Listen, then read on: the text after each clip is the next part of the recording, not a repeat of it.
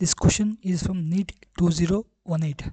The question is the efficiency of ideal heat engine working between freezing point and boiling point of water. You see, freezing point 0 degrees Celsius, that is 273 Kelvin, changing to Kelvin.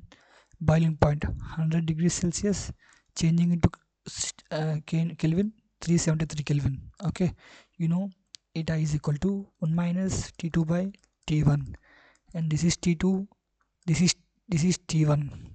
So 1 minus 273 divided by 373, that is 373 minus 273 divided by 373, that's equals to 100 divided by 373. See, suppose if it is 100 by 400, it is 25%. Okay, suppose if it is 100 by 300, it is 33%. The answer should be in between. This is the answer.